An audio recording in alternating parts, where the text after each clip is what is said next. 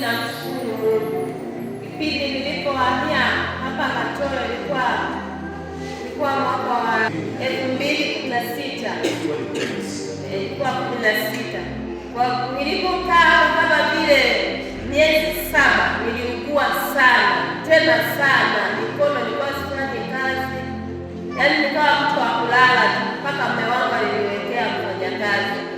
Wakati nilikuwa naenda kwa Izero, yaani bila 200 na kitu nilikuwa siwezi kutoka. Masaa yote nilikuwa natembea na bandi. Kipindi nilipookoka, mchungaji alikuwa bado yuko sehemu ile pale. Nikawa tena nimeugua mguu.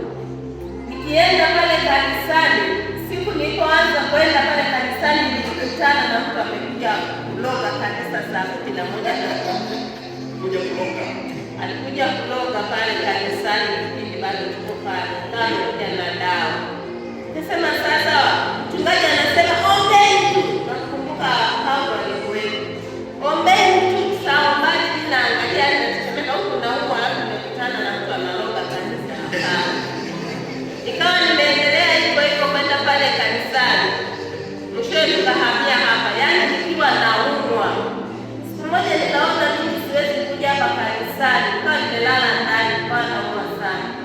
Nikashtukia mchungaji nakumbuka na mdogo wangu wakawa wamefika pale nyumbani saa 1 hivi. Wakaniambia mbona leo haujaonekana? Nikawaambia mimi siwezi kuja hapo kanisani. Kwanza nataka niache kwa sababu naona sipati uponyaji hapo. Nikawa nimeendelea kwa mchungaji akasema haya twende kwa sasa. Baba anakuita. Gorofa ilikuwa bado iko mahali hapa. Nikawa nimeingia kwa muda wa asubuhi. Yaani siwezi kuelezea sana kwa sababu hata siku kipindi hicho baba alikuwa na watoto. Kwa kweli najua nikajua kumbe mimi naumwa.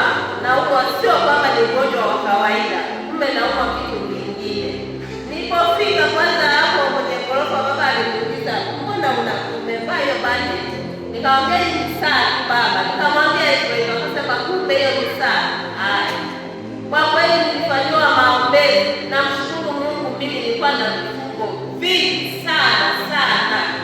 Hela zilizotoka zilikuwa nyingi mno. Yaani kama leo nikiugua na mwanaume alikuwa ameshaoka nikiugua ni kwa Izero. Kwa kweli namshukuru Mungu baba aliweza kunifanyia roho. Mpaka sasa hivi ni mzima. Namshukuru Mungu sana. Unapoachiliwa ni kuimba hekima kiuchumi, ni vita nayo kwa sababu